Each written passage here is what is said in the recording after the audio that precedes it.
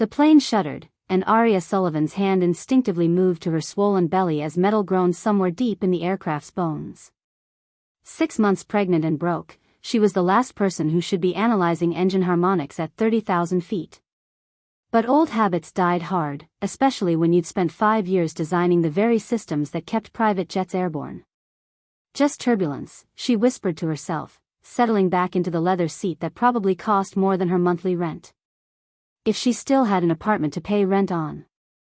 3 rows ahead, Damon Steele's dark head bent over financial reports, his broad shoulders filling out his tailored suit like he owned the world. Which, considering his net worth, wasn't far from the truth. He hadn't looked at her once since she'd boarded his private jet in Denver. Not when she'd struggled with her carry-on, her pregnant body awkward and unfamiliar. Not when she'd accidentally caught his scent, that dangerous mix of cedar and dominance that had gotten her into trouble in the first place. Still don't understand why you let her on the plane, Jasper's voice carried from the front of the cabin, pitched low but not low enough. As Damon's beta and head of security, Jasper made no effort to hide his disapproval. After what happened? Enough. Damon's voice cut through the hum of the engines, Alpha Command bleeding through despite his attempt at casual conversation. She needed transport back to Seattle. End of discussion. Aria's wolf stirred restlessly under her skin, responding to that tone whether she wanted it to or not.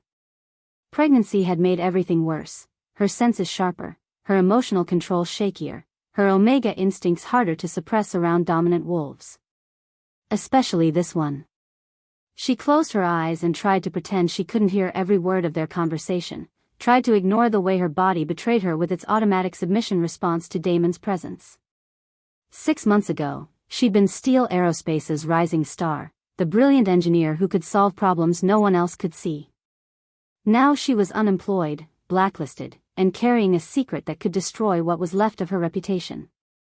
Pack trash who overstepped her bounds, Jasper muttered, thinking his voice was too quiet for her enhanced hearing to catch. The words hit like a physical blow. Aria's hand tightened on the armrest, nails digging into expensive leather.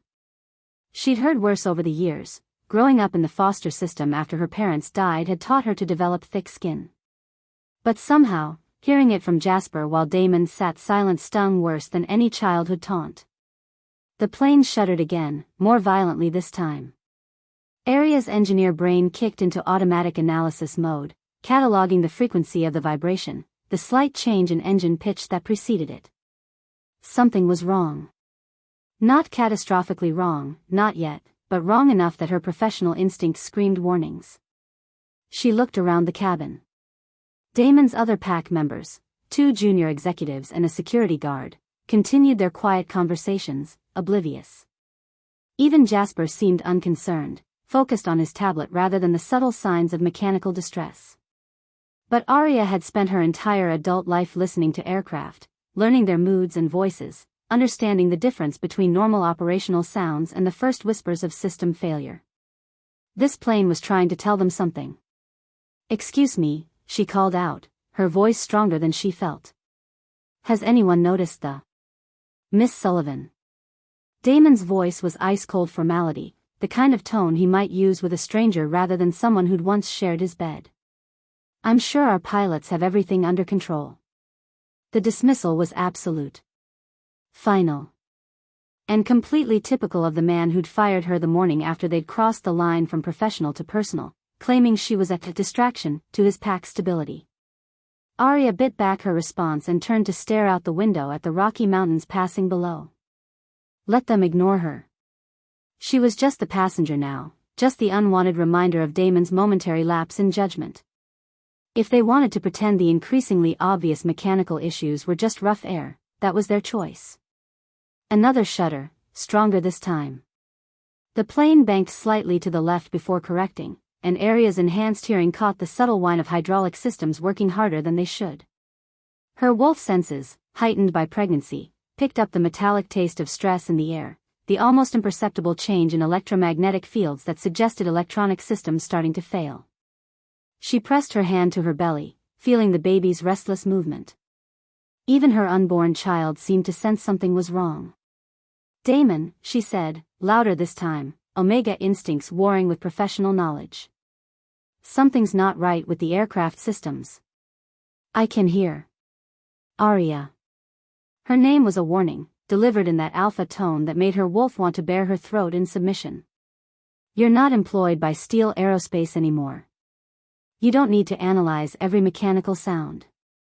The words were designed to put her in her place, to remind her that she no longer had the right to voice professional opinions in his presence. They worked, sending a flush of shame and anger through her system that made the baby kick in response to her elevated heart rate. But they also crystallized something that had been building in her chest since the moment she'd walked onto this plane. She was done being dismissed. Done being treated like pack trash by a man who'd been happy enough to take what she offered when it suited him. Done staying quiet when her expertise could save lives. The plane gave another, more violent shudder, and this time the lights flickered. Arya unbuckled her seatbelt and stood, one hand braced against the cabin wall for balance, the other protective over her belly. Every instinct screamed at her to submit, to sit down and be quiet like a good Omega. But stronger than instinct was the knowledge burning in her engineer's brain, knowledge that could mean the difference between landing safely and becoming a smoking crater in the Colorado wilderness. Sit down, Arya. Damon's command was sharp enough to make Jasper look up from his tablet, to make the other pack members turn and stare. No. The word came out steadier than she felt, backed by 6 months of pregnancy hormones and 5 years of professional expertise. You can fire me, you can blacklist me, you can call me pack trash if it makes you feel better about what happened between us. But I will not sit here quietly while this plane falls apart around us. Damon's eyes went wolf-bright with anger at her defiance, his alpha power pressing against her like a physical weight. You're being hysterical. Pregnancy hormones. The lights went out completely. In the sudden darkness, filled with the sound of engines that no longer sounded quite right and the sharp intake of breath from 6 very powerful werewolves who just realized that maybe, just maybe, they should have listened to the pregnant Omega in the back of the plane, Arya Sullivan smiled grimly. Still think I'm being hysterical? Chapter 2. Emergency lighting flickered on, casting eerie red shadows across the cabin as the plane bucked like an angry bronco. Arya gripped the nearest seat back, her pregnant body fighting to maintain balance as the aircraft lurched violently to the right. What the hell? Jasper's voice cut off as sparks erupted from an overhead panel, showering the cabin with brilliant orange light. The intercom crackled to life, filled with static and the sound of labored breathing. This is Captain Morrison. We're experiencing multiple system failures. Please remain calm and, the transmission dissolved into electronic squealing before cutting out entirely. Arya's enhanced hearing caught what the others missed, the subtle change in the port engine's rhythm, the way the starboard engine was working harder to compensate, the almost inaudible whine of hydraulic fluid under pressure. But worse than the mechanical sounds was what she didn't hear, the steady beep of navigation systems, the hum of the fly-by-wire computers that kept modern aircraft stable. Everyone buckle in, Damon commanded, his alpha authority cutting through the rising panic of his pack members. But even his voice carried an edge of uncertainty that made Arya's wolf whimper in response. The plane dropped suddenly, falling through an air pocket that left Arya's stomach somewhere near her throat. Around the cabin, expensive items became projectiles, tablets, coffee cups, briefcases, all flying through the air as gravity temporarily abandoned them. Shit! The curse came from Derek, one of Damon's junior executives, as a laptop computer narrowly missed his head. Through the chaos, Arya heard something that made her blood run cold, silence from the cockpit. No radio chatter, no calm pilot voices running through emergency procedures. Just an ominous quiet that spoke of disaster. She forced herself toward the front of the plane, one hand pressed protectively over her belly, the other using seat backs for support as the aircraft continued its erratic flight path. Each step was a battle against gravity and her own body's limitations, but her engineer's brain was screaming warnings that overrode every other instinct. Arya, get back to your seat. Jasper grabbed her arm as she passed his row. You're pregnant, for Christ's sake. This is no time for. Let go of me. Her voice carried an authority that surprised them both. Something's wrong in the cockpit. The pilots know what they're doing, Blake, Damon's security chief, said firmly. He was a mountain of a man, built like a linebacker, with the kind of presence that usually ended arguments before they started. Sit down before you get hurt. Another violent shudder ran through the plane, and this time the emergency lighting failed completely. In the darkness, Arya heard the unmistakable sound of metal fatigue, a high-pitched whine that spoke of structural components pushed beyond their limits. Listen, she said urgently, her wolf senses picking up details the others missed. Do you hear that? The engines are out of sync. The hydraulic pressure is dropping. And when's the last time you heard anything from the cockpit? As if summoned by her words, a scream echoed from the front of the plane, raw, agonized, and cut short by a sickening thud. Damon was out of his seat in an instant, moving with inhuman speed toward the cockpit door. Arya followed, ignoring the protests from his pack members, ignoring the way her swollen belly made every movement awkward and uncertain. The cockpit door was locked, but Damon's enhanced strength made short work of it. The scene that greeted them was a nightmare. Captain Morrison slumped over the controls, his face gray and slack, while his co-pilot hung unconscious in his harness, blood trickling from a head wound where he'd struck the instrument panel. Heart attack, Arya diagnosed, checking Morrison's pulse with steady fingers despite the plane's continued bucking. He's alive, but barely. Help me get him away from the controls.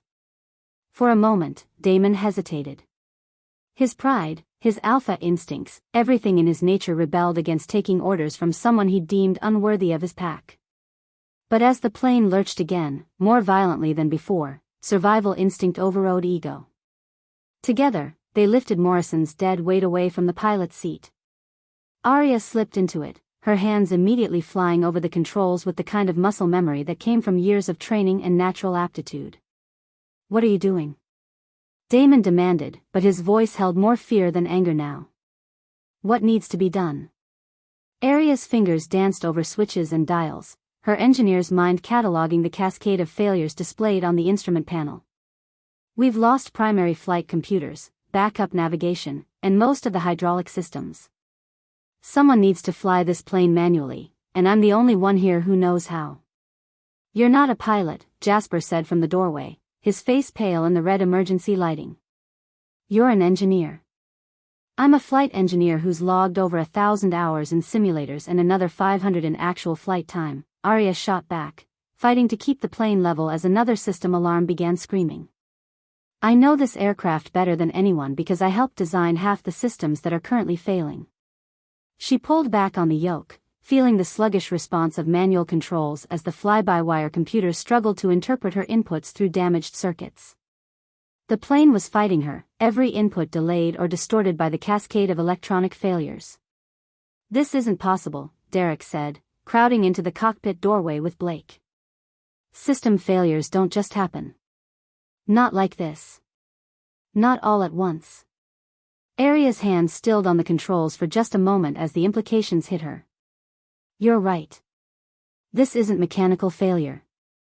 Her voice was grim as she switched to emergency frequencies, trying to raise air traffic control through the static. Someone did this deliberately. This is sabotage. The word hung in the air like a death sentence. In the red-lit cockpit, surrounded by the sound of failing systems and labored breathing, the truth was as clear as it was terrifying. Someone had tried to kill them all. That's impossible, Damon said, but his voice lacked conviction. Who would? Viktor Resnick. The name came out like a curse. Your business rival who's been trying to acquire Steele Aerospace for the past 2 years. The one who made threats after you refused his last buyout offer. Damon's face went stone cold. Viktor wouldn't dare. Wouldn't he? Arya fought to keep the plane steady as another hydraulic line failed, making the controls even more sluggish. Think about it. You die in a tragic accident, your company's stock plummets, and suddenly his acquisition bid looks a lot more attractive to your board of directors. Another alarm began screaming, this one indicating engine temperature spikes. Arya's hands moved automatically, shutting down non-essential systems and rerouting power to keep the critical flight controls online.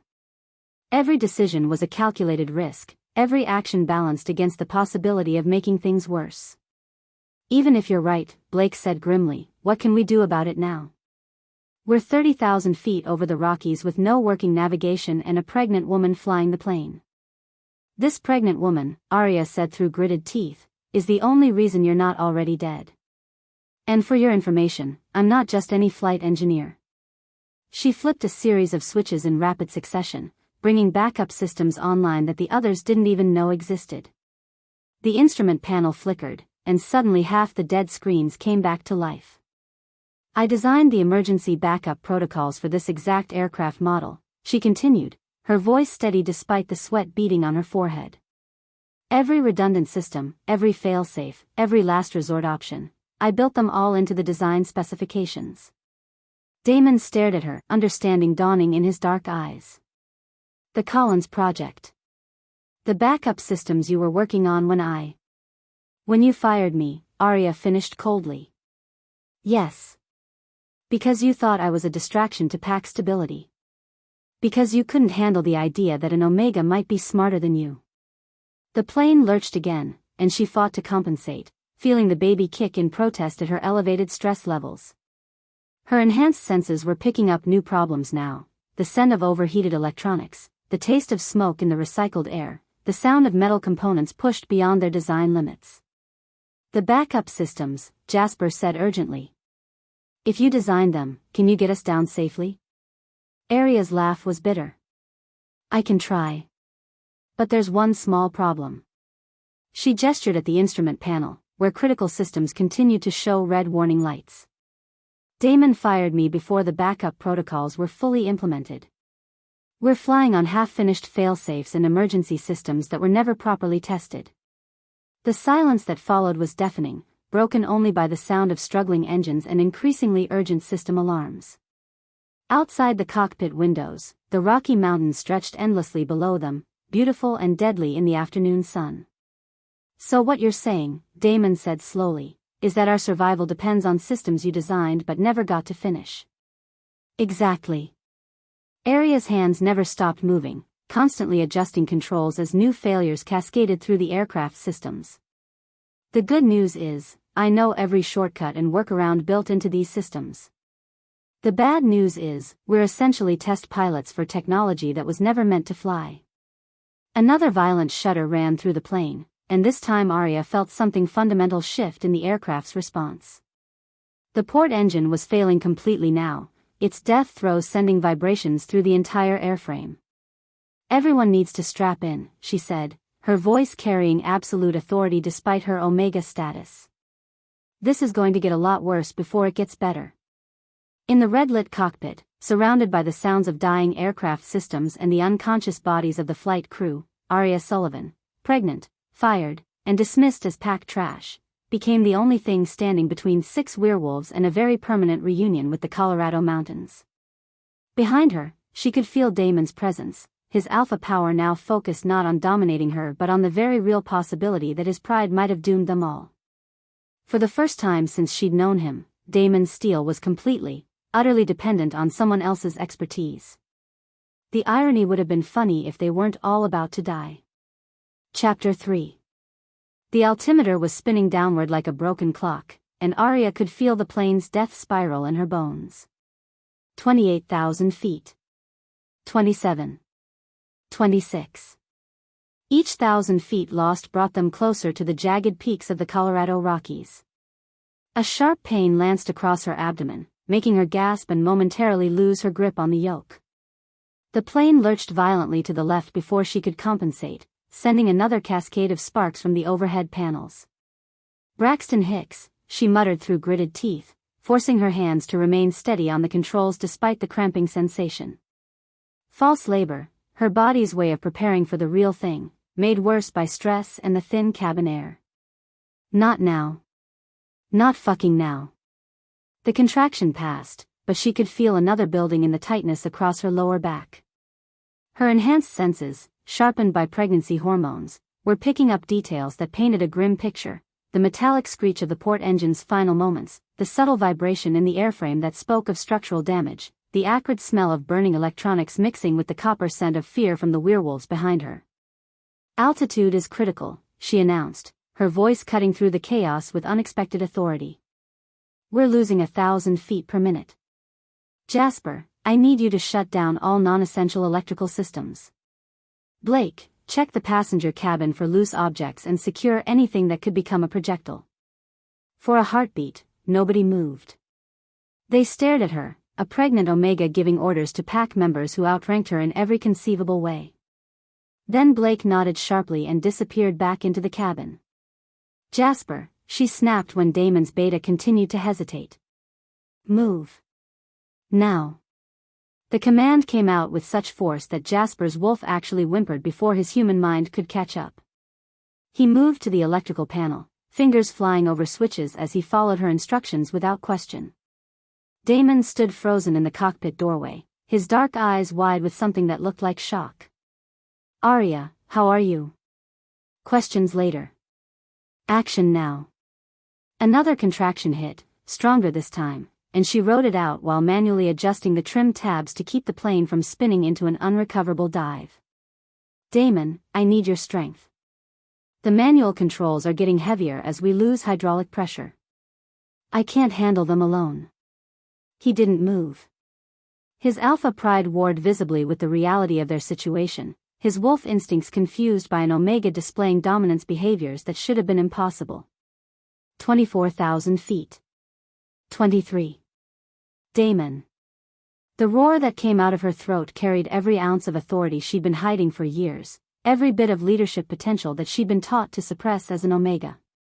"Get your ass over here and help me fly this plane, or we all die. Your choice." The sheer force of the command hit him like a physical blow. For a moment, his eyes flashed gold with his wolf's confusion and submission response. Then training kicked in, and he moved to the co-pilot's seat, his hands joining hers on the heavy controls. The difference was immediate. With Damon's enhanced strength supporting her efforts, she could feel the plane's response improve. Not by much, they were still falling like a stone, but enough to give her hope that she could find a controlled crash site instead of simply auguring into the mountainside. "How is this possible?" Derek's voice came from behind them, filled with awe and terror. "She's an Omega. Omegas don't command alphas." "Shut up," Blake growled, returning from his cabin check. "I don't care if she's a fucking poodle as long as she can land this thing." Arya would have smiled if she hadn't been fighting another contraction while simultaneously trying to restart the port engine. The restart failed, the engine was too damaged, but she managed to feather the propeller to reduce drag. "Emergency landing protocols," she announced, her enhanced hearing picking up the subtle changes in air pressure that indicated they were descending through different atmospheric layers. "We're not making it to an airport. I need terrain options. Blake, get on the emergency radio and try to raise rescue services. Tell them we're a Gulf Stream in distress, approximately 50 miles southwest of Denver, losing altitude fast." Her pregnancy-heightened senses were working overtime now, processing information faster than ever before. She could smell the difference in air quality as they descended, could feel the minute changes in barometric pressure, could hear the way the failing engine's vibrations were affecting the airframe's structural integrity. But more than that, she could sense the pack's emotional state through the complex web of pheromones and micro-expressions that werewolves used for communication. Fear, yes, but also something else, respect. For the first time in her life, she was being seen not as a submissive Omega but as a leader in her own right.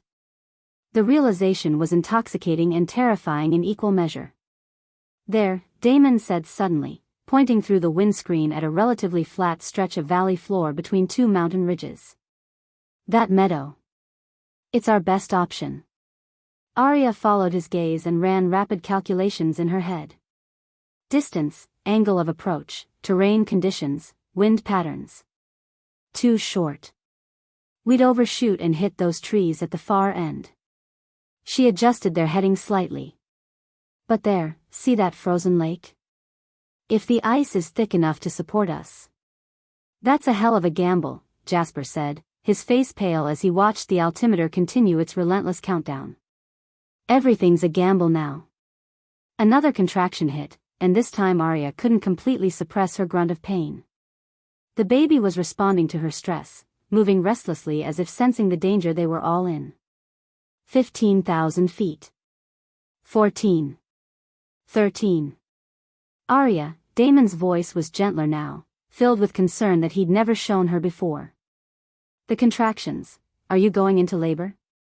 Braxton Hicks, she repeated firmly, though privately she was beginning to wonder. The pains were coming more frequently now, and with each one, her wolf seemed to grow stronger, more protective, more dominant. My body's just preparing. It's normal. Normal. As if anything about this situation could be called normal. A pregnant Omega commanding a pack of alphas while crash-landing a sabotaged aircraft. She'd have laughed if she'd had the breath for it. The lake was growing larger through the windscreen now, its frozen surface gleaming like polished steel in the afternoon sunlight. From their current angle, it looked smooth enough for an emergency landing, but appearances could be deceiving. Ice that looked solid from altitude might be riddled with weak spots that would send them straight through to the frigid water below. Landing gear, she decided. We'll try to set down with wheels. If the ice breaks, at least we'll have some chance of staying afloat until rescue arrives. The gear might not deploy, Jasper warned. We've lost most of our hydraulic systems. Then we'll use the manual backup. Arya's hands were already moving to the emergency controls, muscle memory guiding her through procedures she'd practiced countless times in simulators. Damon, when I tell you, pull that red handle. Hard. It'll drop the gear mechanically. He nodded, his earlier resistance replaced by absolute trust in her expertise. The change in his demeanor was startling, where once he'd dismissed her opinions, now he hung on her every word like a lifeline. 10,000 feet. 9. 8. The lake filled their entire view now, and Arya could see details that made her stomach clench with fear. Pressure ridges where the ice had buckled and refrozen. Dark patches that might be thin spots or might just be shadows. No way to know until they were committed to the landing. This is it, she announced. Everyone strap in tight. We're going to hit hard. Another contraction gripped her, stronger than before, and for a moment her vision blurred with pain. The protective instincts that came with pregnancy roared to life, not just for her unborn child but for every soul on this aircraft. Her wolf surged forward, flooding her system with adrenaline and a fierce determination to save her pack. Her pack. When had she started thinking of them that way? Gear down. Now, she commanded, and Damon yanked the emergency handle without hesitation. The landing gear deployed with a mechanical thunk that they felt through the airframe. 3 green lights appeared on the instrument panel, all gear down and locked. One piece of good news in a sea of catastrophe. 5,000 feet. 4. 3. Flaps full. Cut power to the remaining engine. We're coming in hot and heavy, so brace for impact. Her voice remained steady despite the fear coursing through her veins, despite the contractions that were coming almost continuously now. The ice rushed up to meet them with terrifying speed. At the last second, Arya pulled back on the yoke, trying to flare the aircraft for a gentler touchdown. The plane responded sluggishly, its damaged systems fighting her every command. 2,000 feet. 1,000. 500. Hold on, she screamed. The main gear touched down on the frozen lake with a bone-jarring impact that sent shock waves through the aircraft. For a heart-stopping moment, the ice held. Then it began to crack with sounds like gunshots, spider-web fractures racing away from their touchdown point in all directions. The plane bounced once, twice, then settled onto the surface as Arya fought to keep it straight with the rudder pedals. Behind them, a rooster tail of ice chunks and frigid water marked their passage across the lake's surface. Reverse thrust, she shouted, but there was no response from the remaining engine. Manual brakes. Damon was already there, helping her stomp on the brake pedals with enhanced werewolf strength. The plane slowed, but they were still moving too fast, still heading toward the rocky shoreline at the far end of the lake. We're not going to stop in time, Derek said, his voice tight with fear. Yes, we are. The command in Arya's voice brooked no argument. She yanked on the emergency brake handle, engaging systems that shrieked in protest but held. The plane shuddered to a stop with less than 50 yards to spare before the tree line. For a moment, absolute silence filled the cockpit. Then Jasper started laughing, high, slightly hysterical laughter that spoke of relief and disbelief in equal measure. "We're alive," Blake said wonderingly. "Holy shit, we're actually alive." But Arya wasn't listening to the celebration. Her enhanced senses were picking up new information: the groan of ice under their weight, the smell of aviation fuel leaking from damaged lines, the taste of smoke that meant fires were still smoldering somewhere in the aircraft systems. And underneath it all, a new scent that made her wolf whimper with recognition and need. "We need to evacuate," she said, already unbuckling her harness. "The ice won't hold our weight much longer, and we've got fuel leaks. This plane is going to be a fireball in about 10 minutes. As if summoned by her words, the acrid smell of smoke grew stronger. "Move," she barked, and this time no one hesitated to follow her orders. In the space of 30 minutes, everything had changed. The Omega who'd been dismissed as pack trash had just saved all their lives, commanding alphas with an authority that defied every rule of werewolf hierarchy. And as they prepared to evacuate onto the frozen wilderness of a Colorado lake, Arya Sullivan realized that the contractions racking her body weren't false labor after all. Her baby was coming, whether she was ready or not. Chapter 4. The ice beneath the aircraft groaned ominously as Arya hauled herself out of the pilot's seat, one hand pressed to her lower back where the contractions were building to a crescendo she could no longer deny. Real labor. Not Braxton Hicks, not stress responses. Her body was preparing to deliver her child in the middle of a frozen Colorado wilderness with a damaged plane that could explode at any moment. "Emergency evacuation," she commanded, her voice steady despite the pain radiating through her abdomen. "Jasper, grab the emergency kit from the rear compartment. Blake, help me get the pilots out. Derek, check for any communications equipment that's still functional." But as she moved toward the unconscious Captain Morrison, something on the co-pilot's tablet caught her eye. The screen was cracked but still functional, displaying what looked like code, lines of programming that made her engineer's blood run cold. "Son of a bitch," she breathed, sinking heavily into the co-pilot's seat as another contraction hit. This wasn't mechanical failure. This was deliberate.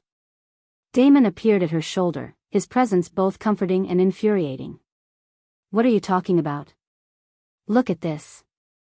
She pointed to the tablet screen with a shaking finger. "Someone hacked into our fly-by-wire system remotely. See these command sequences? They're designed to create cascading failures, make it look like mechanical problems while systematically shutting down every backup system." The code was elegant in its maliciousness, each line designed to create the appearance of random system failures while actually following a predetermined sequence. Whoever had written it knew Steele Aerospace's aircraft intimately, understood exactly which systems to target and in what order.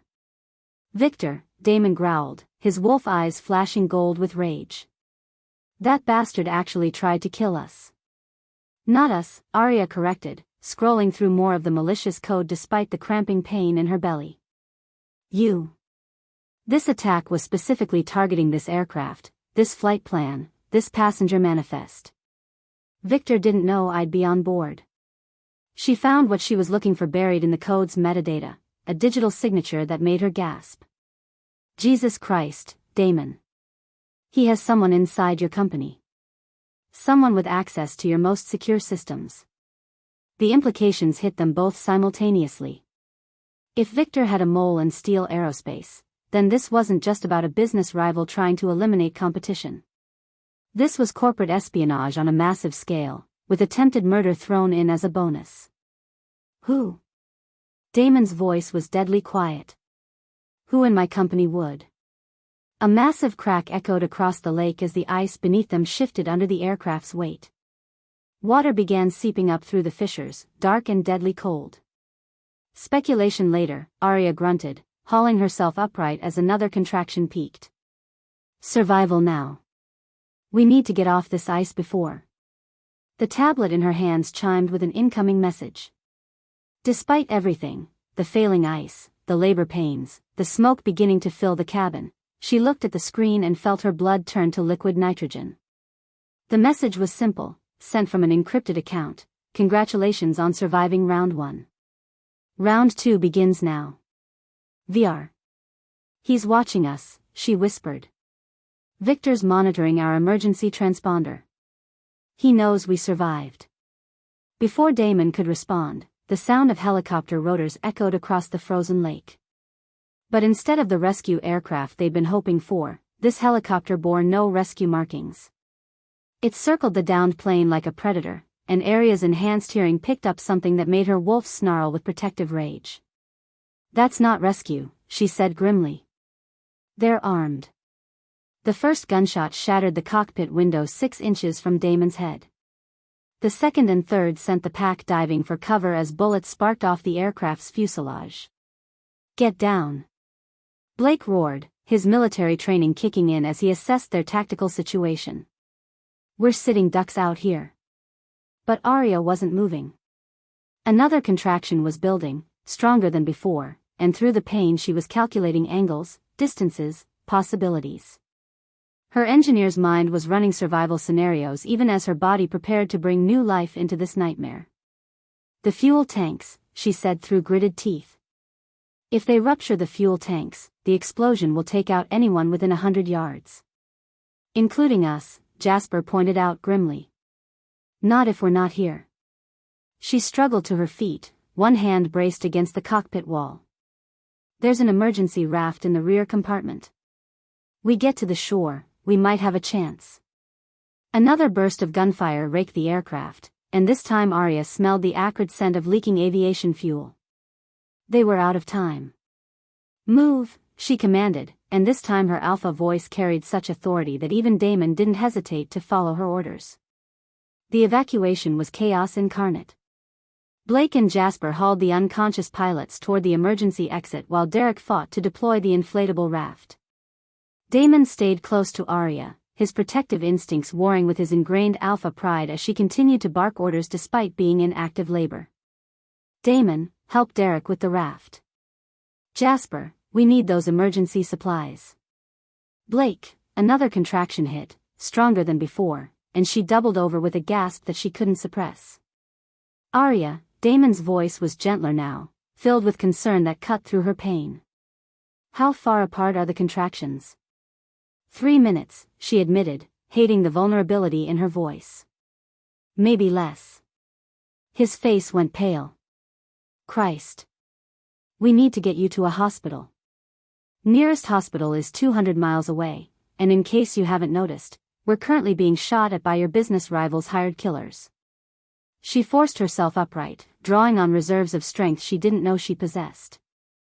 This baby is coming whether we're ready or not. The raft deployed with a satisfying whoosh of compressed air, and Blake began helping the injured pilots toward the emergency exit. But as they prepared to evacuate, Arya heard something that made her enhanced senses scream with alarm. The helicopter's changing position, she announced. They're moving to cut off our escape route to shore. Through the shattered cockpit window, she could see the aircraft maneuvering to hover between their position and the relative safety of the tree line. Victor's men weren't just trying to kill them, they were hurting them, forcing them into a kill zone where there would be no survivors to tell the tale. We need a distraction, she said, her mind racing despite the pain radiating through her body. Something to draw their attention while we make for shore. I could try to get the engine running, Derek suggested. Make them think we're trying to take off again. No good. The engine's too damaged, and they'll see through it in seconds. Arya's hands moved over the aircraft's remaining systems, looking for anything that could give them an edge. But there is something. Her fingers found the controls for the aircraft's emergency beacon system, a powerful transmitter designed to guide rescue aircraft to crash sites. Normally it broadcast a simple distress signal, but Arya had helped design modifications that could turn it into something much more useful. What are you doing? Damon asked as she began rapidly inputting commands. Improvising. Her fingers flew over the controls even as another contraction built. This beacon can be overloaded to create an electromagnetic pulse. Won't be big enough to damage their helicopter, but it might screw with their electronics long enough for us to reach shore. And if it doesn't work? She looked up at him with eyes that held no illusions about their chances. Then this baby is going to be born in a war zone, and Viktor Resnick is going to get exactly what he wanted. The words hung between them like a loaded weapon. But underneath the tactical discussion, Arya could see something else in Damon's expression, a dawning awareness that made her wolf whimper with longing and fear. "Arya," he said quietly, his voice barely audible over the sound of rotor blades and distant gunfire. "The baby. Could it be?" Another contraction hit before she could answer, but the question was written in his eyes, in the way his hands automatically moved to support her, in the protective stance his body took without conscious thought. 7 months ago, she managed when the pain subsided. "Your office. After the emergency board meeting when you thought the Peterson acquisition was falling through." His face went white. The night before I fired you." "The same." She met his gaze steadily, refusing to look away from the shock and growing understanding in his dark eyes. "One night, Damon. One mistake that changed everything. Why didn't you tell me?" The question came out as barely a whisper, but it carried the weight of months of pain and rejection. Why hadn't she told him? Because she'd been a coward. Because she'd been afraid of being dismissed as a gold digger trying to trap a billionaire alpha. Because she'd known that his pride would never let him acknowledge a child with someone he considered beneath his social status. "Because you called me pack trash," she said simply. "Because you fired me for being a distraction. Because you made it clear that someone like me could never be worthy of someone like you." The truth hung between them like a blade, cutting through months of pride and prejudice and willful blindness. Around them, the sounds of their dire situation continued, the groan of shifting ice, the whir of helicopter blades, the acrid smell of leaking fuel. But in this moment, the only thing that mattered was the look of dawning horror and regret in Damon's eyes. "Jesus," he breathed. "Arya, I'm sorry." She laughed bitterly, then gasped as another contraction peaked. "Save it for after we survive this. Right now, I need you to follow my orders and help get your pack to safety. Can you do that, or is your alpha pride still more important than our lives?" The challenge was deliberate, designed to cut through his shock and force him to make a choice. Pack leader or partner? Alpha dominance or shared survival? Pride or love? For a heartbeat, she thought he might retreat back into the cold authority that had defined their previous relationship. Then he nodded, his jaw set with determination. "Tell me what you need." "I need you to trust me," she said, her hands already moving to overload the emergency beacon. "I need you to follow my lead, even if every instinct you have screams against it. And I need you to get ready to carry me if this baby decides to make its appearance before we reach safety." He nodded again, and this time there was no hesitation, no wounded pride, no alpha posturing. Just a man preparing to follow the orders of the woman he'd wronged, the woman carrying his child, the woman who might be their only hope of survival. "Beacon overload in 10 seconds, she announced to the others. "When the EMP hits, we move fast and hard for the shore. Blake, you take point. Jasper, cover our 6. Derek, help with the pilots. And Damon." She looked at him as another contraction built, her wolf recognizing his complete submission to her authority for the first time in their tumultuous history. "Damon, you stay with me. No matter what happens, you stay with me." "Always," he said, and the simple word carried the weight of a promise that went far beyond their current crisis. The beacon reached critical overload, and the world exploded into electromagnetic chaos as 6 werewolves and 2 unconscious humans fled across cracking ice toward an uncertain future, led by a pregnant Omega whose alpha commands had just rewritten the rules of pack hierarchy forever. Chapter 5. The electromagnetic pulse from the overloaded beacon sent Victor's helicopter spinning out of control for precious seconds, long enough for Arya to feel a small surge of victory even as another contraction nearly brought her to her knees on the cracking ice. The victory was short-lived as gunfire resumed, bullets sparking off the ice around their feet as they ran for the tree line. "Move, move, move." Blake shouted, his military training evident as he laid down covering positions while helping carry Captain Morrison toward the distant shore. But Arya could feel her body betraying her with each step. The contractions were coming faster now, less than 2 minutes apart, and the baby was dropping lower in her pelvis with each jarring movement across the uneven ice. Her wolf senses, heightened to painful intensity by the labor process, picked up every detail of their desperate flight, the metallic taste of fear in the air, the way the ice groaned under their combined weight, the approaching scent of a winter storm that would bury them all if they didn't find shelter soon. "There," Damon called out, pointing toward a break in the tree line where the frozen lake fed into a narrow valley. "That ravine, it'll give us cover from the helicopter." Arya nodded, unable to speak as another wave of pain crashed over her. But as they ran, her enhanced hearing caught something that made her blood run cold, the distant howl of wolves. Wild ones, drawn by the scent of blood and violence, their pack instincts triggered by the chaos. "We've got company," she managed between gasps. "Local pack. They smell the blood." "How many?" Jasper asked grimly, helping Derek drag the unconscious co-pilot across the ice. Arya tilted her head, listening to the complex harmonies of the approaching howls. Her wolf senses translated the calls automatically: territorial warnings, hunting coordination, pack movement patterns.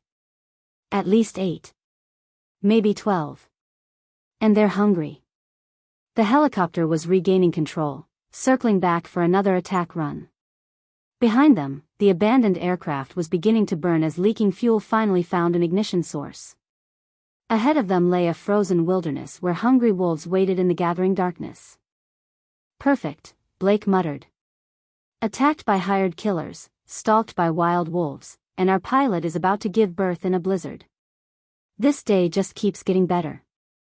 They reached the tree line just as the next burst of gunfire shattered the ice where they'd been standing moments before.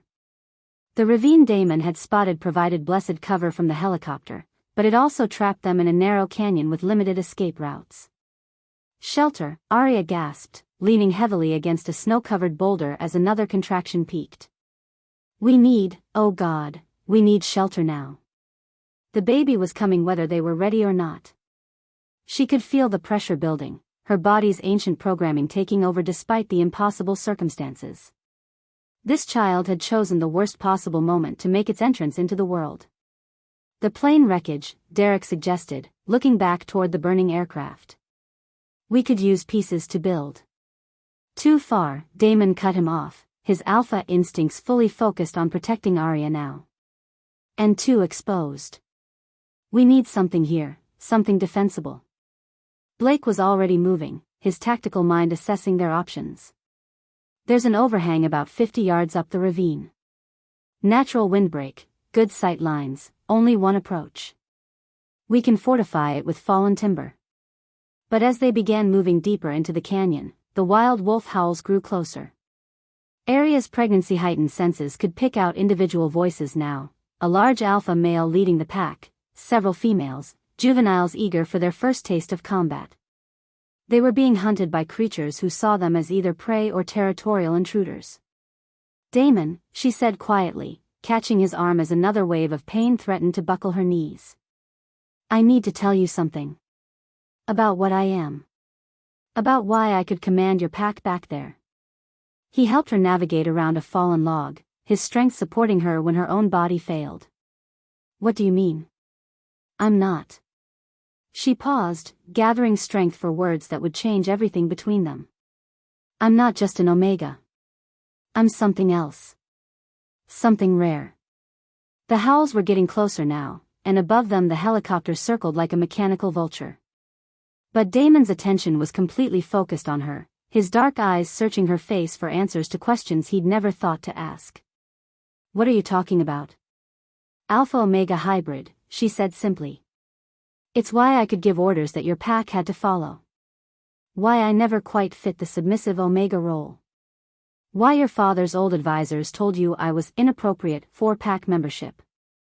The words hung between them as they reached Blake's chosen shelter, a natural cave formation carved into the canyon wall by centuries of water erosion.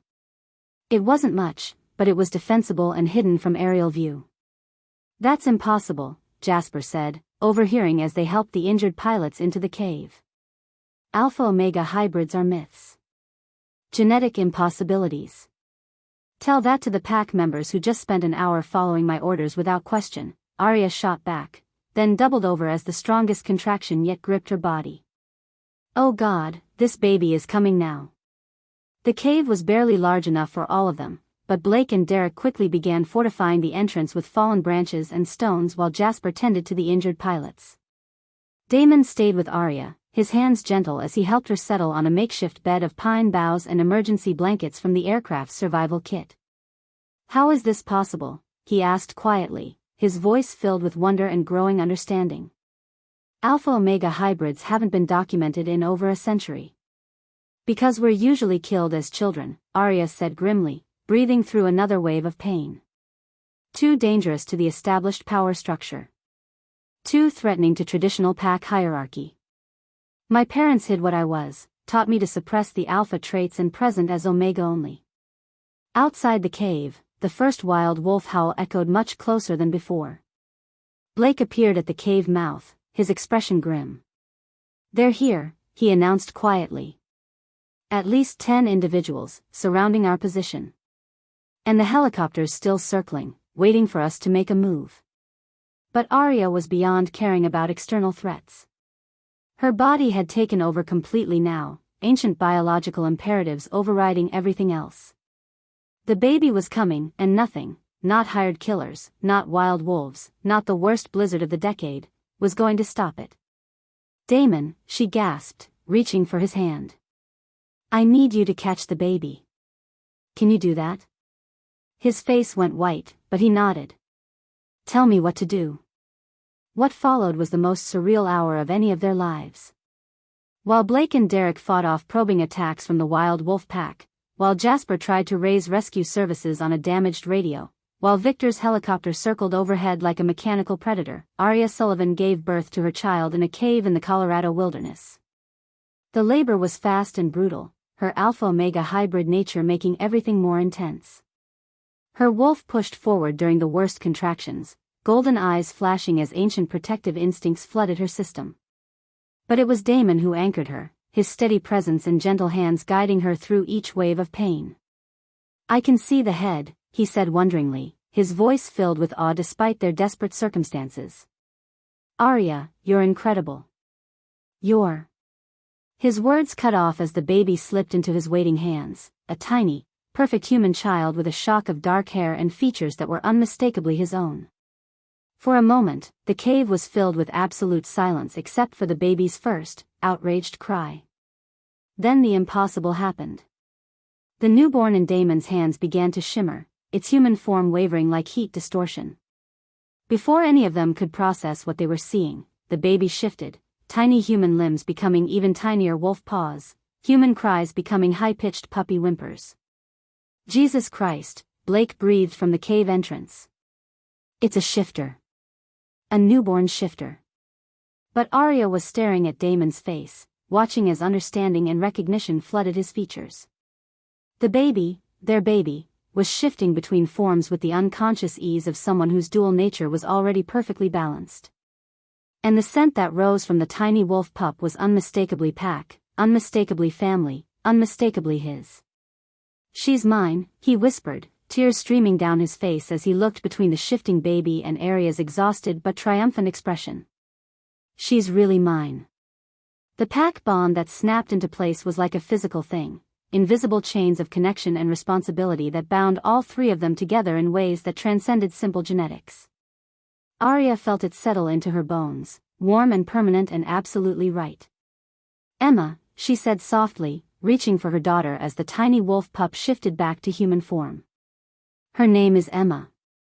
Outside the cave, the wild wolves had gone silent, not because they'd left, but because they sensed something that made their own pack instincts retreat.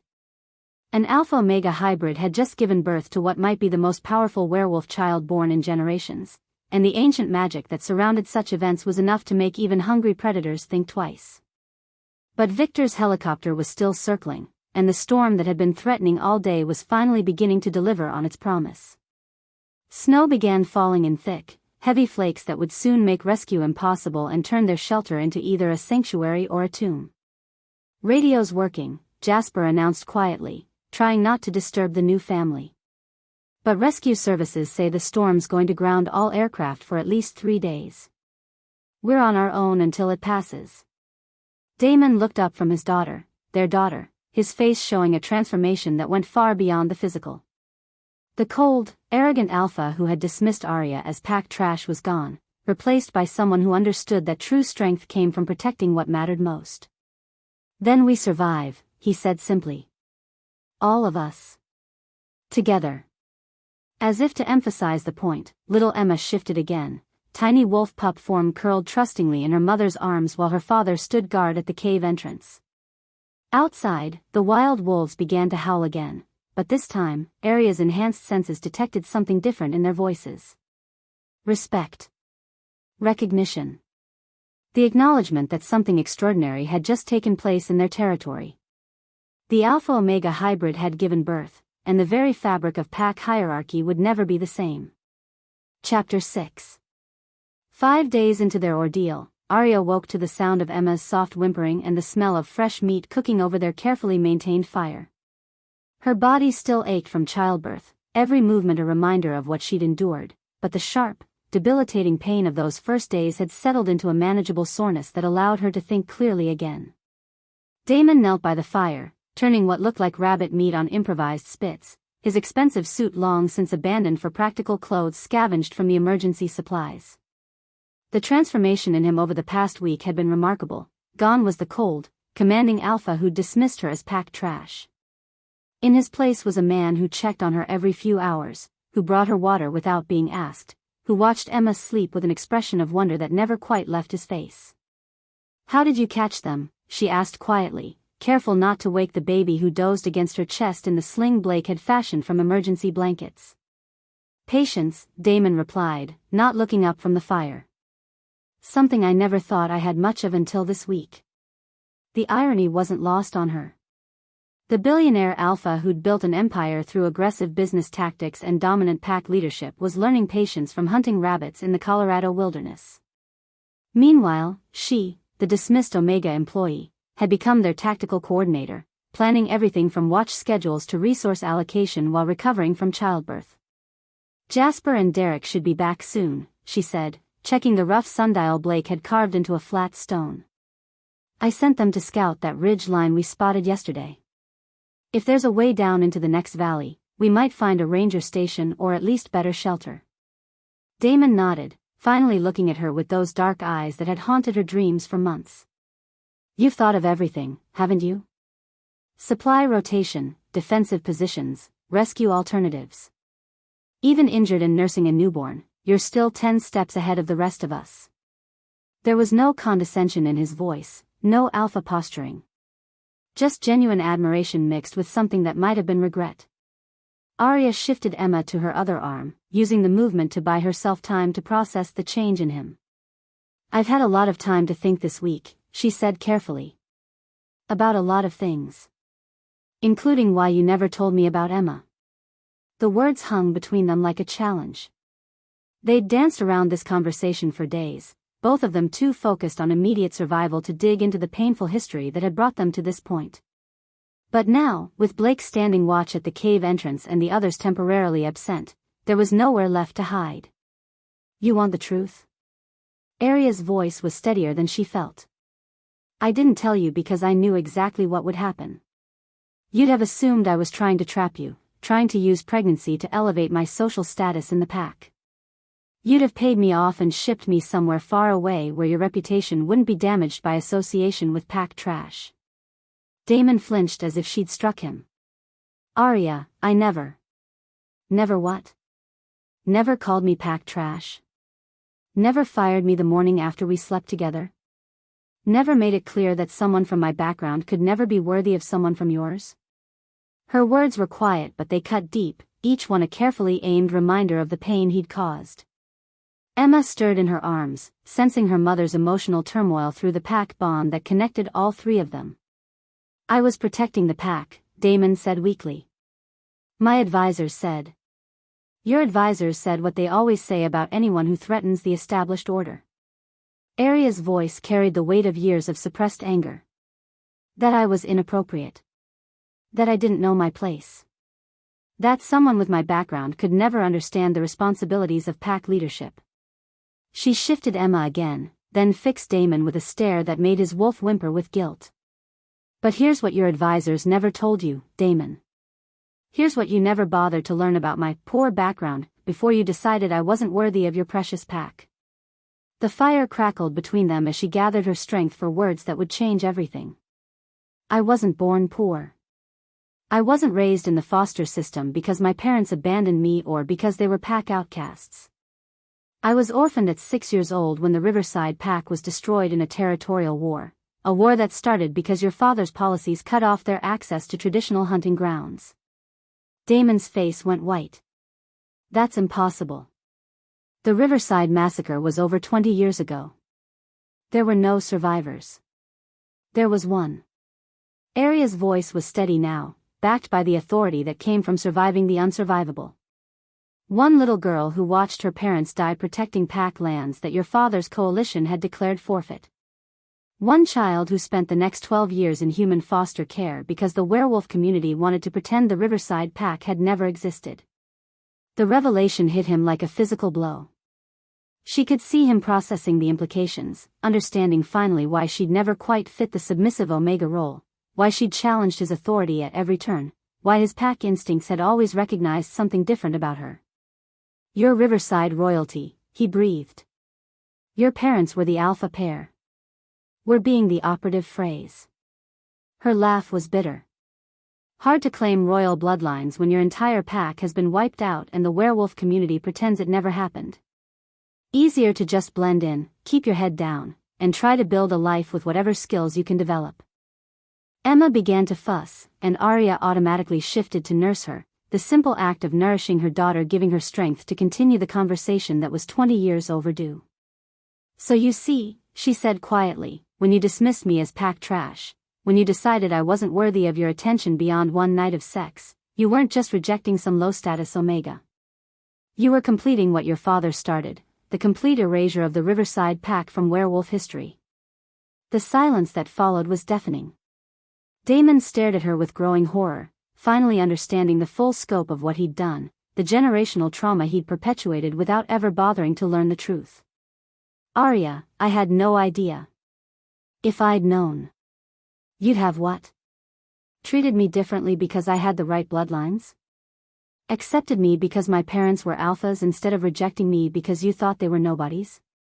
She shook her head sadly. That's the problem, Damon. It shouldn't matter what my background is. What should matter is that I was brilliant at my job, that I solved problems no one else could handle, that I saved your company millions of dollars with my innovations. It does matter, he said urgently. You matter. Your ideas, your leadership, your... He was interrupted by Blake's sharp whistle from the cave entrance, the agreed-upon signal for immediate danger. Both of them went still, their enhanced senses automatically scanning for threats.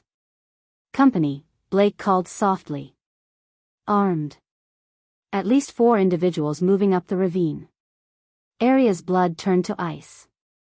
Victor had found them. How? Damon demanded, moving to the cave entrance while Arya quickly secured Emma in her makeshift sling. Blake's expression was grim. Satellite thermal imaging, probably.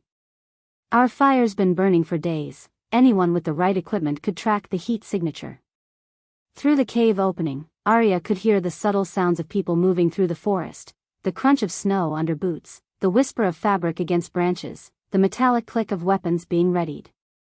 Her Alpha-Omega hybrid senses painted a tactical picture that made her stomach clench with fear.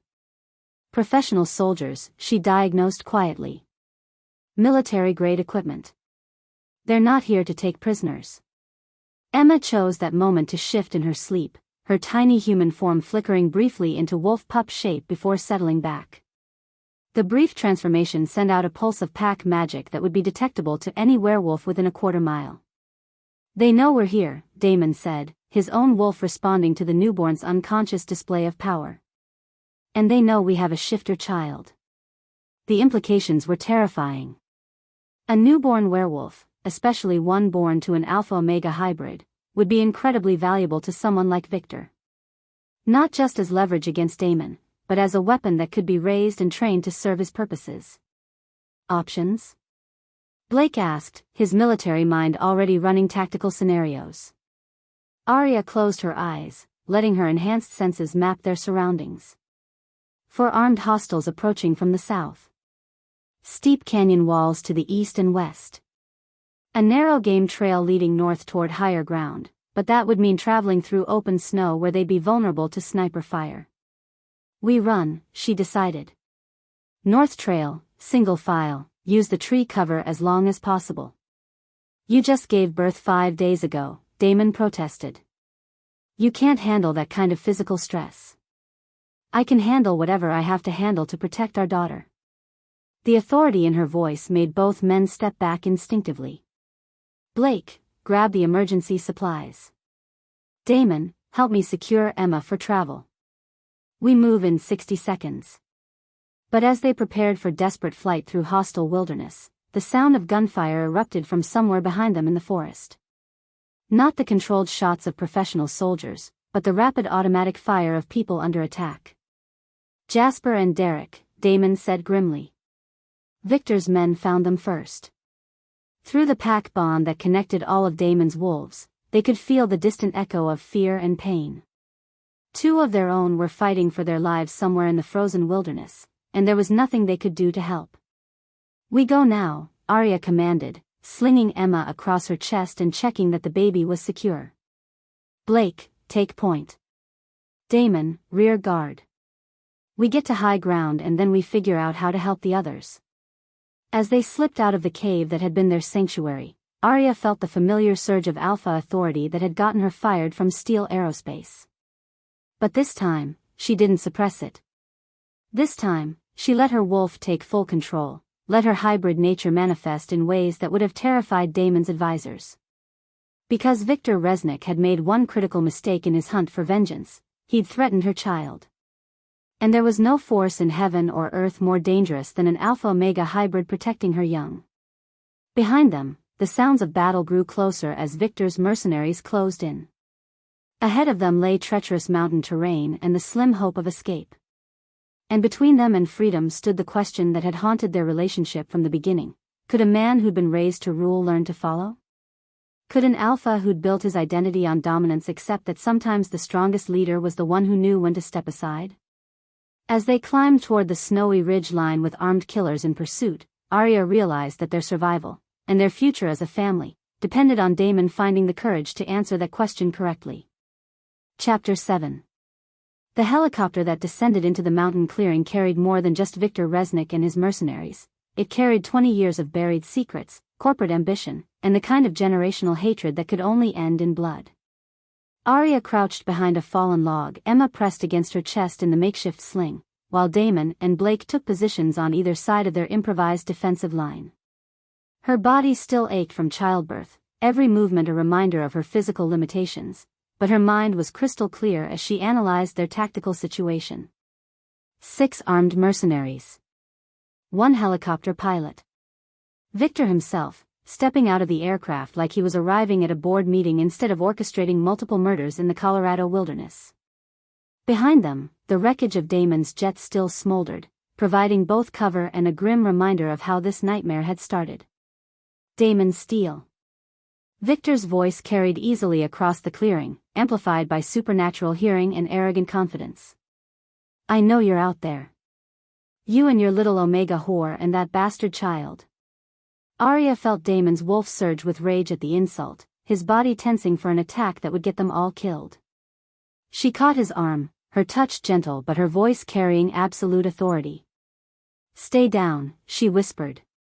Let him talk. Arrogant men always reveal more than they should. Through the pack bond that connected all 3 of them, she felt Emma's restless stirring as the baby sensed the danger surrounding them. But her daughter's wolf instincts were already showing remarkable sophistication. Instead of crying or shifting, she remained perfectly still, as if she understood that silence meant survival.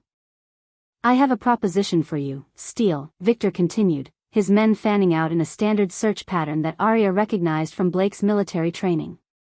Sign over controlling interest in Steel Aerospace to my consortium, formally abdicate your pack leadership, and I'll make your deaths quick and clean.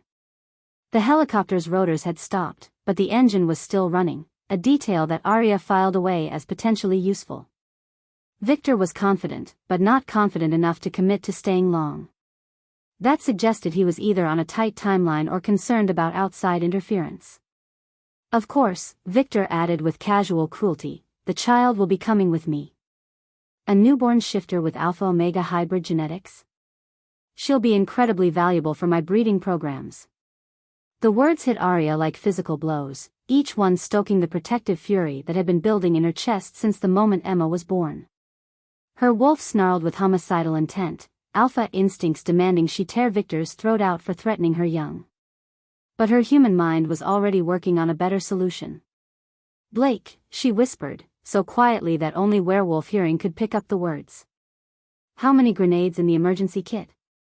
2 smoke, 1 fragmentation, he replied without taking his eyes off the approaching mercenaries. Perfect. Her fingers moved to the small device she'd been carrying since the crash, the emergency radio that Jasper had partially repaired. But instead of using it for communication, she'd been using it for something else entirely.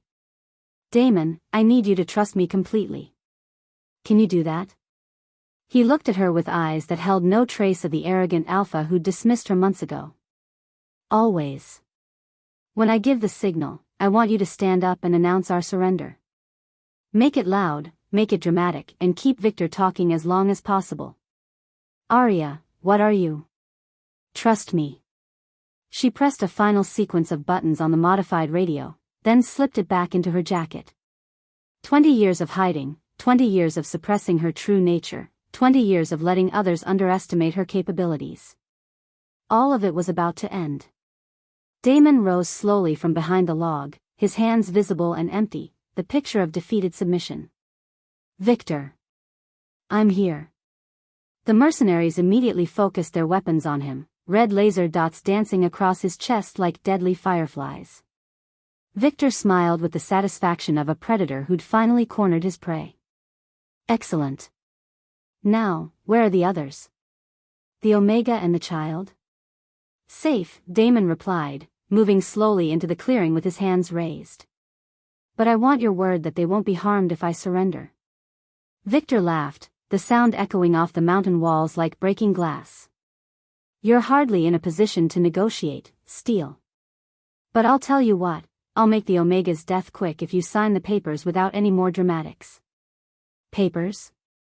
Damon was playing his part perfectly, keeping Victor focused and talking while Arya made her final preparations. Corporate transfer documents, PAC abdication forms, you're leaving everything to my shell companies.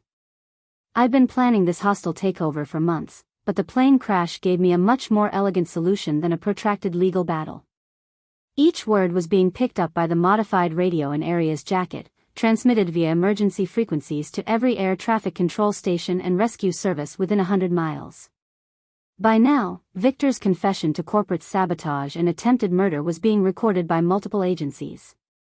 But that wasn't the only recording device she'd been using.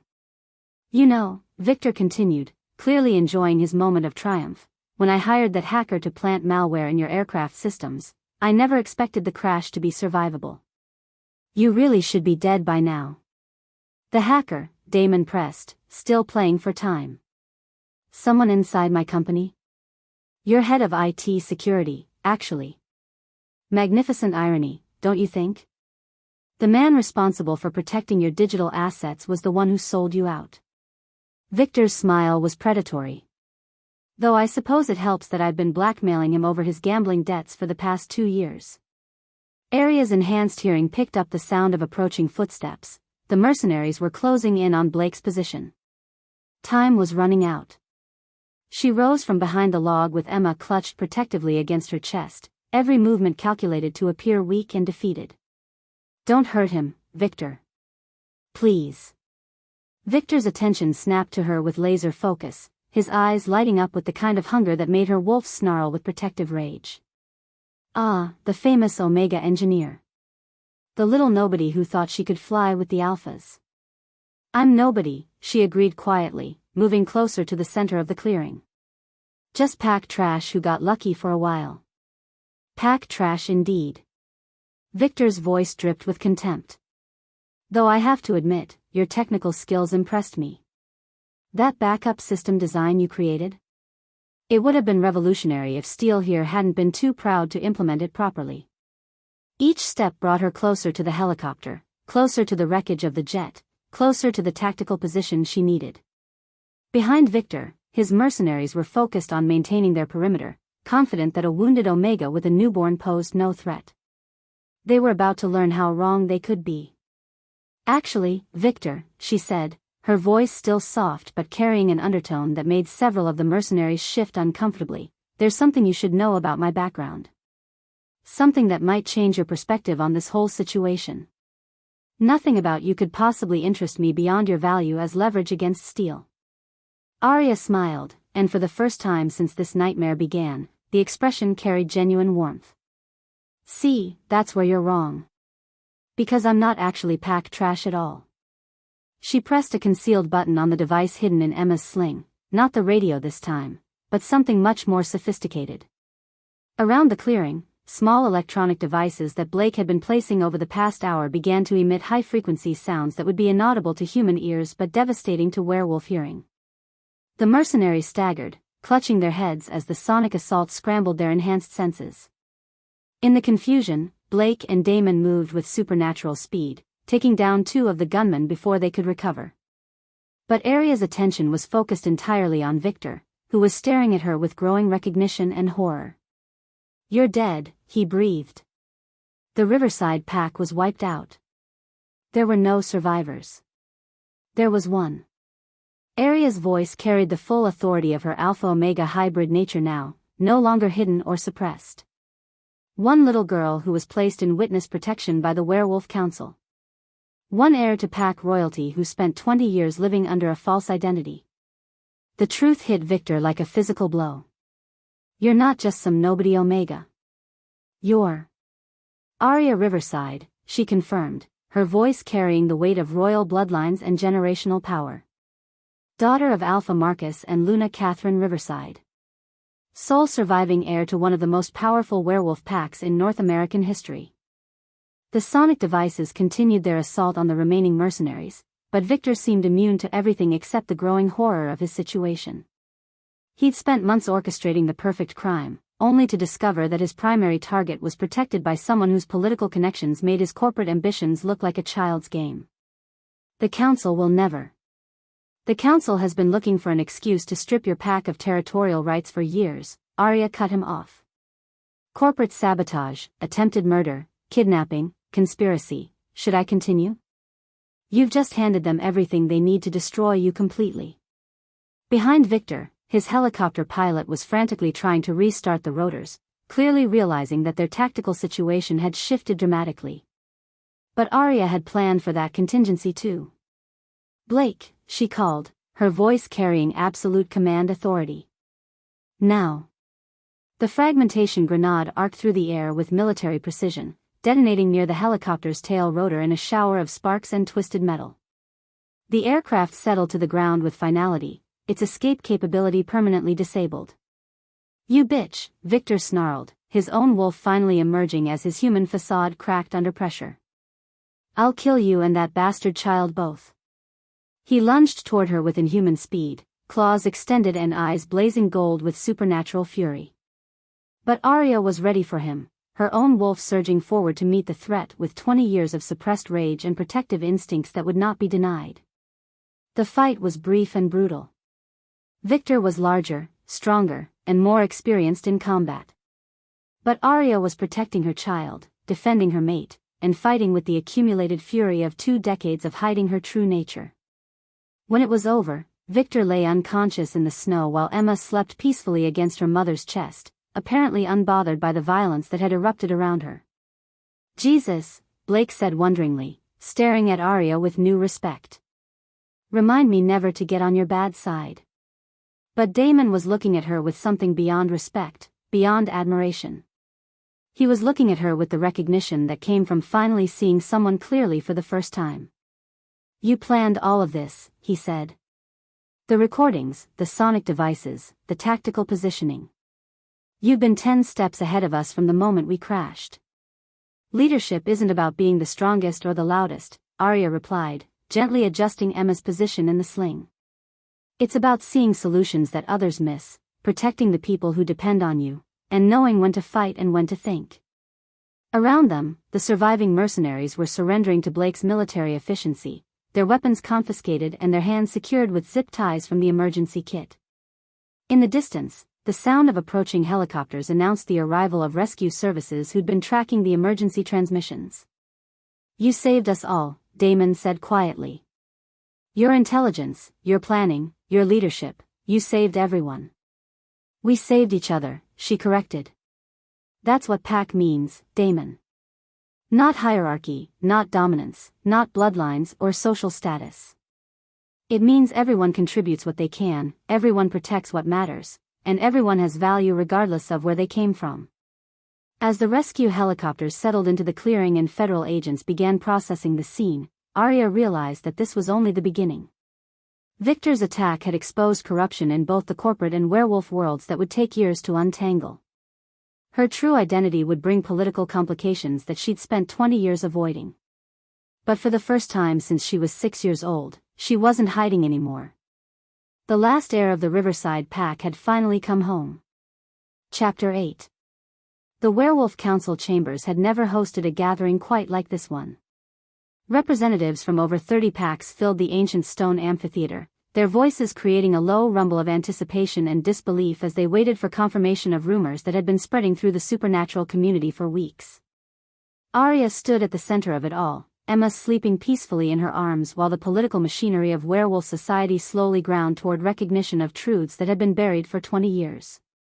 She wore a simple black dress that did nothing to diminish her natural authority, her posture radiating the confidence of someone who had finally stopped hiding what she was. "The DNA analysis is conclusive," Elder Nathaniel announced, his ancient voice carrying to every corner of the chamber. "Arya Sullivan is indeed Arya Riverside, sole surviving heir to the Alpha bloodline of the Riverside Pack. Her parents' deaths have been officially ruled as murders orchestrated by the territorial coalition that included the Steel Pack leadership of that era." A collective intake of breath rippled through the assembly. Beside Arya, Damon stood with his head bowed, the weight of his family's historical guilt visible in every line of his body. His father's policies hadn't directly ordered the Riverside massacre, but they had created the political climate that made it inevitable. Furthermore, Elder Nathaniel continued, "The council recognizes her claim to all territorial rights, business holdings, and pack alliances that belonged to the Riverside Pack at the time of their destruction." The numbers were staggering. What had seemed like a poor background to Damon's advisors was actually an inheritance worth hundreds of millions of dollars, territorial claims spanning 3 states, and political connections that made the Steel Pack's influence look provincial by comparison. "Holy shit," Jasper whispered, then immediately looked embarrassed for speaking out of turn in the sacred chambers. But Arya barely heard him. Her attention was focused on the small group of werewolves seated in the front row, the handful of Riverside Pack survivors who had thought themselves the last of their kind. They stared at her with expressions ranging from wonder to desperate hope, elderly wolves who had spent 2 decades believing their pack's royal bloodline was extinct. "Our Alpha," breathed Helena Riverside, the former Pack Beta who had become their unofficial leader in exile. "You're really alive." The emotional weight of the moment threatened to overwhelm Arya's carefully maintained composure. These people had lost everything because of political machinations they couldn't control, scattered to the winds and forced to live as lone wolves or attach themselves to other packs as permanent outsiders. And now they were looking at her as their salvation, their path back to the pack identity they'd been forced to abandon. "I'm alive," she confirmed, her voice carrying easily through the chamber despite its gentleness. "And I remember. I remember all of you." The reunion was interrupted by Elder Nathaniel's ceremonial staff striking the stone floor 3 times. "The council recognizes Arya Riverside's claim to her hereditary titles and territories. However, there remains the question of current pack affiliations and leadership structures." This was the moment Arya had been preparing for since the rescue helicopters had lifted them out of the Colorado wilderness 3 weeks ago. The moment when 20 years of hiding would be balanced against the political realities of the werewolf world. "With respect, Elder Nathaniel," she said, shifting Emma to her other arm with practiced ease, "I have no intention of simply reclaiming my family's territories and pretending the past 20 years never happened." Confused murmurs rippled through the assembly. Traditional werewolf law was clear. She had every right to demand the restoration of her pack's lands and the punishment of those who had destroyed them. The fact that she seemed to be rejecting that path was unprecedented. I've spent 2 decades living in both the human and werewolf worlds, she continued, her voice gaining strength as she outlined the vision that had been forming in her mind. I've seen how our rigid adherence to traditional hierarchy and territorial boundaries limits our potential for growth and innovation. She turned to face Damon, her expression soft but her words carrying the weight of absolute certainty.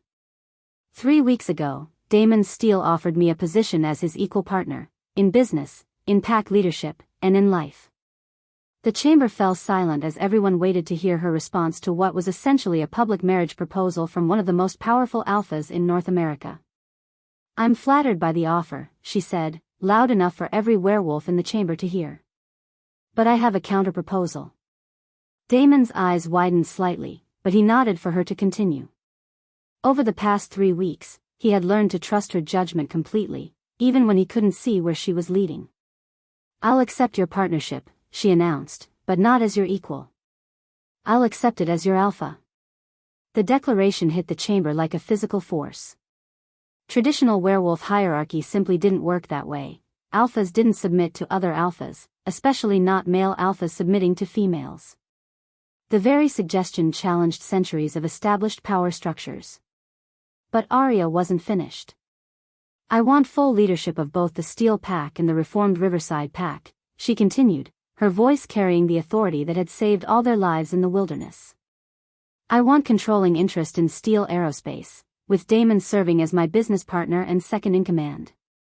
And I want a formal mating ceremony that makes it clear to both the human and werewolf worlds that the traditional power structures are changing. The silence that followed was deafening. Every eye in the chamber was focused on Damon, waiting to see how one of the most dominant alphas in their society would respond to such an unprecedented challenge to his authority. Damon looked at her for a long moment, his dark eyes holding no trace of the arrogant alpha who had dismissed her as pack trash 8 months ago. Then, slowly and deliberately, he dropped to one knee in front of her. I accept your terms, he said, his voice carrying to every corner of the chamber. You saved my life, you saved my pack, and you've shown me what real leadership looks like. I would be honored to serve as your beta and your mate. The gasps and shocked murmurs from the assembly were almost drowned out by Helena Riverside's sharp intake of breath. A voluntary submission, the elderly beta whispered. I haven't seen one of those in 40 years. But Elder Nathaniel was smiling, his ancient eyes bright with something that might have been approval.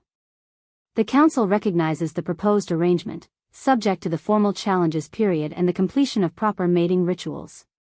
Actually, Arya said, reaching into the briefcase that Blake had been carrying for her, there's one more thing everyone should know before we proceed. She pulled out a thick legal document bearing the letterhead of Boeing Commercial Airplanes.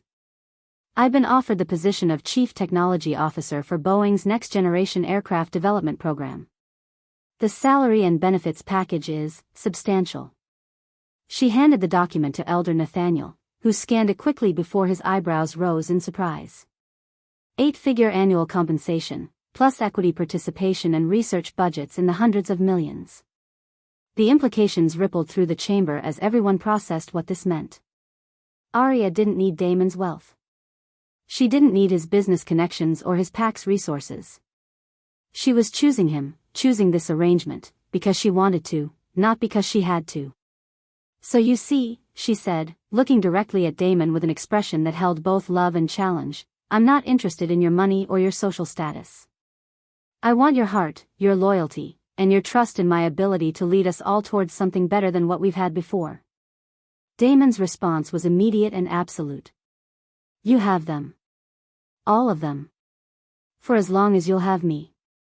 The formal mating ceremony took place 3 days later, but it was unlike any werewolf wedding in recorded history. Instead of the traditional ritual where the female submitted to the male's leadership, Damon publicly pledged his loyalty and obedience to Arya's authority. Their vows were spoken in front of representatives from both packs, making it clear that this wasn't just a marriage but a fundamental shift in power structures. When they exchanged the ritual bite marks that would bind them for life, the pack magic that flowed between them was unlike anything the older werewolves had ever experienced. It spoke of partnership and shared strength rather than dominance and submission, creating bonds that enhanced both of them rather than diminishing one for the benefit of the other.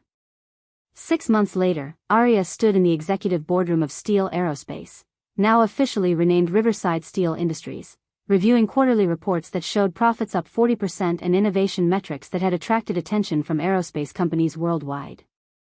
The new propulsion systems are testing even better than projected, Damon reported, sliding a tablet across the conference table. Boeing wants to accelerate the development timeline and increase their investment by another $200 million. She nodded absently, most of her attention focused on the baby monitor that showed Emma napping peacefully in the adjoining nursery. At 8 months old, their daughter was already showing signs of the extraordinary abilities she'd inherited from both parents, shifting between human and wolf forms with unconscious ease, displaying pack awareness that shouldn't develop for years, and radiating the kind of natural authority that made even adult werewolves instinctively defer to her wishes. The merger with the Riverside survivors is proceeding smoothly, Jasper added from his position as pack coordinator. Helena says the territorial integration should be complete within another month. Blake, now serving as head of security for both the pack and the company, looked up from his own reports. No more incidents with Victor's remaining associates. The federal prosecution is moving forward, and the Werewolf Council has formally stripped his pack of all territorial rights. It was a remarkable transformation from the desperate situation they'd faced in the Colorado wilderness. The combined Riverside Steel Pack now numbered over 300 members, controlled territories across 5 states, and wielded political influence that extended to the highest levels of both human and werewolf society. But the most remarkable transformation was in Damon himself. "There's one more thing," he said, his tone suggesting something more personal than business. "The council has formally requested that you consider taking a seat as an elder. You'd be the youngest in their history, but given everything that's happened." Arya looked up from the reports, studying her mate's face with the intimate knowledge that came from months of shared leadership and deeper emotional connection than she'd ever thought possible. "What do you think?" she asked, genuinely curious about his opinion. It was a question she asked often, not because she needed permission for her decisions, but because she valued his insights and wanted him to feel genuinely included in the leadership process. "I think," Damon said carefully, "that you're already reshaping werewolf society whether you hold an official title or not. The question is whether you want to do it from inside the traditional power structure or from outside it." She smiled, recognizing the political sophistication that had made him a successful business leader even when his personal prejudices had blinded him to other truths. "And what would my devoted beta recommend?" The title was spoken with warmth rather than mockery, but it still made him flush slightly with pleasure. The power dynamic between them had taken months to settle into something comfortable for both of them, but the result was a partnership that felt more natural and sustainable than any relationship either of them had experienced before. "Your devoted beta," he said, moving around the table to stand behind her chair, "recommends that you do whatever feels right for our family and our pack. The formal titles are less important than the reality of what you've already accomplished." Emma chose that moment to wake up, her soft babbling coming through the monitor along with the subtle sounds of shifting that meant she was cycling between her human and wolf forms. Arya stood immediately, her maternal instincts overriding everything else, but Damon was already moving toward the nursery door. "I'll get her," he said, then paused to look back at his mate with an expression that still held traces of wonder even after all these months. "Have I mentioned lately that I love watching you run the world?" "Only every day," she replied, but her smile took any sting out of the words. "And I love watching you figure out that strength isn't about domination. It's about building something together that's greater than what either of us could achieve alone." As Damon disappeared into the nursery to collect their daughter, Arya turned back to the report spread across the conference table. Profit margins, innovation metrics, territorial boundaries, pack politics. All of it was important, but it was also just the foundation for something much larger. Emma's laughter echoed from the nursery, followed by Damon's deeper chuckle as he played with their daughter. The sound made Arya's heart clench with happiness and hope for a future that looked nothing like the painful past that had brought them all together. Outside the boardroom windows, the Seattle skyline stretched toward mountains that no longer held memories of survival and desperation, but instead promised adventures yet to come. And in the nursery, a baby who carried the bloodlines of 2 powerful packs was learning that strength came not from dominating others, but from the love and trust that bound families, chosen and born, together. The new Alpha Order had begun, and it was nothing like what anyone had expected. It was better. Thank you for listening to this story. Like, share and subscribe for more.